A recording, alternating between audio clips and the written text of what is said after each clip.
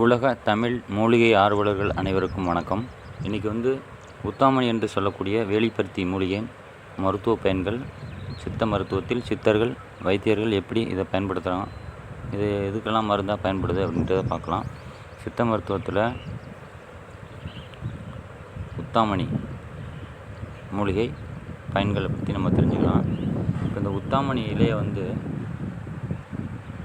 நம்ம நல்ல கொழுந்து உள்ள இலைகளாக, ரொம்ப முத்தாத இலைகளாக பார்த்து பறித்து காலையில் இல்லைன்னா பறித்து அதை இடித்து சாறு எடுத்து மிளகு தேவையான அளவு சூரணம் பண்ணி பவுட்ரு பண்ணி சுற்றி செய்த மிளகு பாவனை செய்து வச்சுக்கிட்டு இதை 7 முறை அந்த மிளகு சூரணத்தில் பாவனை பண்ணி, அதாவது மிளகில் மிளகு பவுடரில் இந்த சாறை ஊற்றி ஒரு தட்டில் நல்லா கலவையாக கலந்து நல்லா வெயிலில் வச்சுக்கிட்டே இருந்தோம்னா சுண்டிடும். அந்த மாதிரி சுண்டுறப்ப ஒரு 7 முறை பாவனை பண்ணி இதை நம்ம பத்திரப்படுத்தி வச்சுக்கிட்டோம் அப்படின்னா சளி, இருமல், மூட்டு வலி, ஜலதோஷம், வயிற்று வலி போன்ற அநேக வியாதிகளுக்கு இதை தகுந்த அனுமானம் அறிந்து பயன்படுத்தலாம்.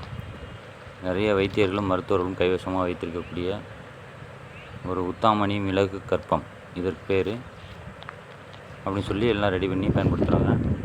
நம்மளும் பயன்படுத்திகிட்டு இருக்கோம். வைத்தியர்கள் மருத்துவர்கள் பயன்படுத்தலாம், வேறு சாதாரண மக்களும் பயன்படுத்தலாம். இதை வேறு விதமாக இதை எதற்கெல்லாம் பயன்படுது அப்படின்னு பார்த்தோன்னா, சித்தாதி எண்ணெய் காய்ச்சறதுக்கு வெளிப்பருத்தி சாறு பயன்படுது. குடலில் உள்ள புண்களை ஆற்றுவதற்கு மிகச்சிறந்த பயன்கள் தருகிறது.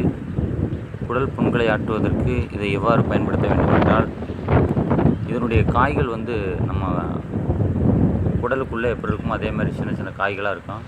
அந்த காய்களை பிரித்து எடுத்து மேல் தோள்களை எடுத்துவிட்டு அவை பொரியல் செய்து, பக்குவமாக பொரியல் செய்து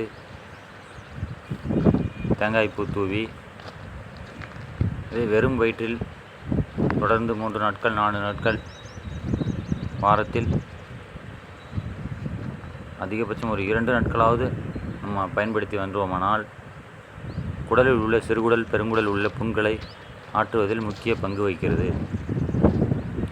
இது கூட சோத்துக்கத்தாழையில் முளை கட்டிய வெந்தயத்தை எடுத்து பவுட்ரு பண்ணி நம்ம அதை பொரியல் செய்கிறப்ப அப்படியே லேசாக நெய்யில் வறுத்து தூவி உள்ளே போட்டு அப்படியே இதை பொரியல் செஞ்சு சாப்பிட்றப்ப சிறப்பான பலன்களை கொடுக்கிறது.